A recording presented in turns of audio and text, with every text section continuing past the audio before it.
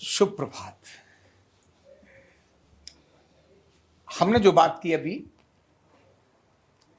कि wellness neurotherapy भगवान श्री राम और कृष्ण का काम है, यह केवल हमने सोच लिया, इतने से काम होता नहीं है। वैसे तो सबसे पहली तो सोच ही जरूरी है। पहले क्या जरूरी है? सोच ही जरूरी है। सोच तो सब कुछ करा देती है, लेकिन केवल सोचने से, मन में विचार करने से काम होता नहीं है।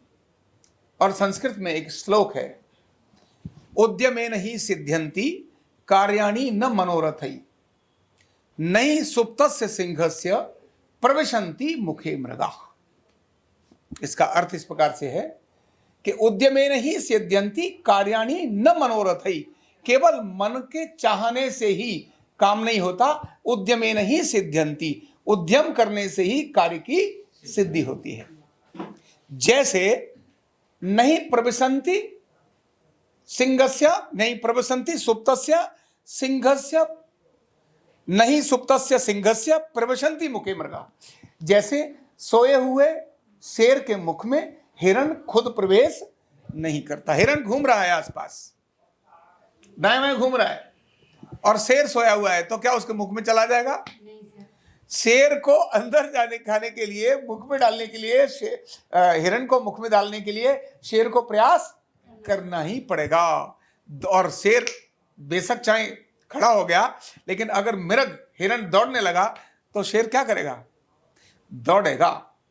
और जब तक दौड़ेगा जब तक हिरण पर वो कब्जा नहीं कर ले, दौड़ना भी पड़ेगा। लेकिन पास में भी है, थोड़े ऐसे छूने से ही हो सकता है जो काम, उसके लिए भी सोते रहने से काम। जो जागत है सो पावत है, जो सोवत है सो उठ जाग मुसाफिर भोर भई, अब रैन कहां तू सोवत है। ध्यान रखना, जिस प्रकार सोए हुए शेर के मुख में मृग स्वयं प्रवेश नहीं करता, इसी प्रकार बिना उद्यम के, बिना परिश्रम के, बिना पुरुषार्थ के किसी भी कार्य की सिद्धि नहीं होती। तो यह जो वेलनेस न्यूरोथेरेपी का जो काम है, जिसको घर घर में जाना है, और ये भगवान श्री राम का काम है। राम घर घर जाकर उन्होंने लोगों के कष्टों को दूर किया था। भगवान श्री राम ने, कहते हैं ना, मुनियों के भी द्वार पर गए। कहते हैं ना, सकल मुनिन के आश्रम है जाहि जाहि सुख दीन। सभी मुनियों के आश्रम में जो सज्जन पुरुष थे, मुनि मतलब जो सज्जन लोग थे, उनके आश्रम में भी खुद जाकर के उनको नमन प्रणाम किया और उनको संवाद करके, सेवा करके उनको सुख दिया।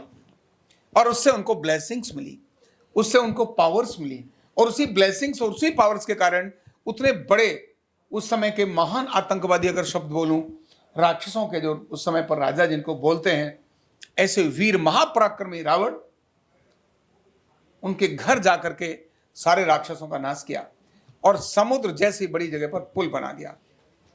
उद्यम से। किससे? उद्यम से। तो घर ही जाना पड़ता है, अपने को आगे ही जाना पड़ता है। तो हमको घर घर जाने का यह काम, भगवान श्री राम का काम। कृष्ण भी ऐसे ही थे, वो भी घर ही घर गए। उन्होंने माखन चोरी की लीला हो कि घर में जाकर, चाहे उनके घर में 9 लाख गायें नंद बाबा की नित नए माखन होए। नंद बाबा के 9 लाख गायें थी, रोज इतना सारा भंडार होता था माखन का, फिर भी वो चोरी करने के लिए जाते थे। क्यों चोरी? कोई चोर थोड़े ना थे वो चोरी करने के लिए जाते थे।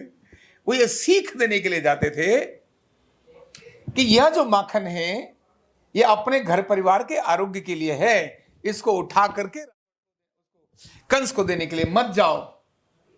इसीलिए वहां जाते थे और मटकी फोड़ते थे। बोले नहीं, अच्छी चीज दुष्ट के यहाँ नहीं जाएगी। यह भी सज्जन पुरुषों का काम है। दुष्ट पोषित होते रहें, जो इस समाज के लिए भारी हैं, जो समाज के लिए हानिकारक हैं, वह पोषित होते रहें, और सज्जन शोषित होते रहें, या सज्जनों द्वारा दुष्टों को पोषित किया जाए, यह संभव नहीं है। तो सज्जन को सज्जनताई रखने के लिए उस दुष्ट के पास सज्जन का सामान न जाए, इसके लिए भी उसके पास ही जाना पड़ेगा। तो कृष्ण ने उन सबको जाकर बोला, नहीं माखन वहां नहीं लेके जाना, अपने बच्चों को खिलाओ। और बच्चों को बुला लिए, इधर आओ भाई, तुम भी आओ, तुम भी चलो हमारे साथ, जरा तुम भी थोड़ा चलो। तो अपने घर में ही चोरी करवा दी। यह संदेश है, यह सीख है। मैं एक दिन बताऊंगा आपको कि सीख में और दंड में ये दोनों एक ही चीज है। एक व्यक्ति को कोई काम दिया, जाओ 1.5 पैर पर खड़े हो जाओ या 1 पैर पर खड़े हो जाओ। एक बंदे ने उसको सीख समझा और सेम टाइम दूसरे बंदे ने उसको दंड समझा।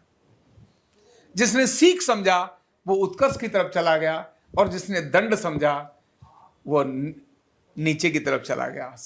काम एक ही था, शब्द एक ही था, लेकिन सीख और दंड में बहुत फर्क है।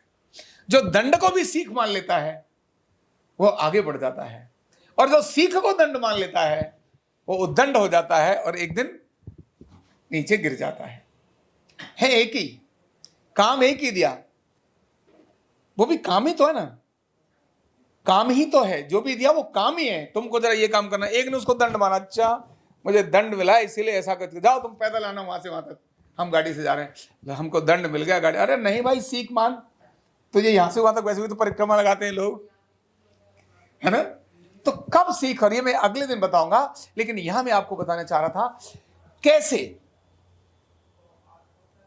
पराक्रम की आवश्यकता है, कैसे उद्यम की आवश्यकता है। भगवान श्री राम और भगवान के कृष्ण को के काम को अगर हमको करना है तो हमें उद्यमशील बनना होगा। पराक्रम की पराकाष्ठा करनी पड़ेगी। क्या करनी पड़ेगी?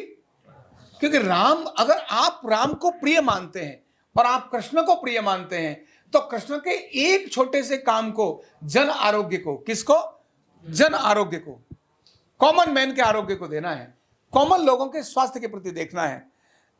जब आप राम को मानेंगे तो राम के काम को मानेंगे। बोले मैं राम को तो मानता हूं लेकिन ये सब काम नहीं करूंगा, तो भैया राम को मानते खाओ जो राम का काम मान लो। कोई व्यक्ति मुझे माने, नहीं गुरु जी आप ही हो, आचार्य जी आप ही हो, आरोग्य पीठ और आरोग्य पीठ निगाह कर, ये थोड़ा ये काम कर लो, नहीं ये नहीं कर सकता, तो फिर माना कहां?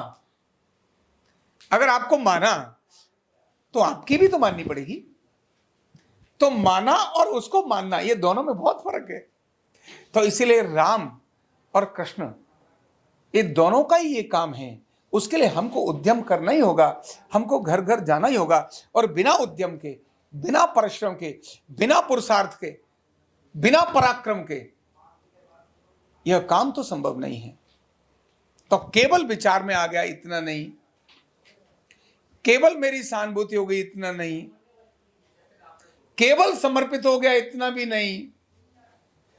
तो समर्पित होने के बाद भी पुरुषार्थ और पराक्रम, यानी जो पुरुषार्थ की पराकाष्ठा यानी कार्य की पराकाष्ठा करनी ही होगी। बिना उसके किए हो नहीं सकता, और वह भी पूरी श्रद्धा भाव से, वह भी पूरे अनुशासन से, वह भी बिल्कुल नियमबद्ध तरीके से, विधि विधान से, अनुशासन के अनुसार। अनुशासन का मतलब ही यही है, जो काम को जिस प्रकार से करना चाहिए उसको उसी प्रकार से करना, यही अनुशासन है। बिल्कुल उसी प्रकार से आज हमको करने की आवश्यकता है, क्योंकि हमें लोग अपना आदर्श मानेंगे। क्या मानेंगे? जब हमें अपना आदर्श मानेंगे तो हमें अपना आदर्श प्रस्तुत भी करना ही होगा, काम को लेकर भी प्रस्तुत करना होगा, पराक्रम को लेकर भी प्रस्तुत करना होगा। तो आज हम सब भगवान श्री राम और भगवान कृष्ण के काम में लगे हैं। ये वेलनेस न्यूरोथेरेपी घर घर जाए, ये भगवान का ही काम है, और हम सौभाग्यशाली हैं कि उसने हमें इसके लिए चुना है। अदरवाइज तो क्यों डालता न्यूरोथेरेपी में? हम कुछ तो करते ही रहते, को हम भी तो भीड़ का हिस्सा हो जाते, लेकिन आज हम भीड़ का हिस्सा नहीं है। आज हम क्या नहीं है? आज हम अग्रसर हैं, हम अग्रवाहक हैं, हम सच में हम ही अग्रसेन हैं। क्या है? अग्रसेन मतलब अग्र चलने वाला, आगे चलने वाला। हम ही अग्रसर हैं, आगे चलने वाला। तो हमें सौभाग्य है आज कि हम जितने भी न्यूरोथेरेपिस्ट हैं, हम सभी भगवान श्री राम और भगवान कृष्ण का काम कर रहे हैं। उसी अर्धनारीश्वर और नाभि के जो सिद्धांत जिससे भगवान श्री राम और कृष्ण लोगों की चिकित्सा करते थे, ये वही काम है, वही चीज है। जो जितनी राम सरल थे, जितने कृष्ण सरल थे, उतनी ही सरल ये वेलनेस न्यूरोथेरेपी है, उतनी ही प्रभावी ये वेलनेस न्यूरोथेरेपी है। इसको अभी हमें घर घर लेकर जाना है। लेकिन आखिर में फिर वही बात, उद्यमेन ही सिद्ध्यन्ति कार्याणि न मनोरथै नई सुप्तस्य सिंहस्य प्रविशन्ति मुखे मृगः। हमें शांत होकर बैठ करके आलस का पूरा मेंटेन करते हुए इस काम को लेकर नहीं जाना है। एक जीवन, एक सौभाग्य मिला है, इस जीवन में हमें अपने इस जीवन को भी सफल करना है और परलोक को भी सफल करना ही है। यह हमारे उद्यम से होगा तो हम उसी प्रकार पूरे जोश और खरोश से, पूरे जोश और जज्बे से लग करके इस सारे काम को संपन्न करें। बहुत बहुत धन्यवाद।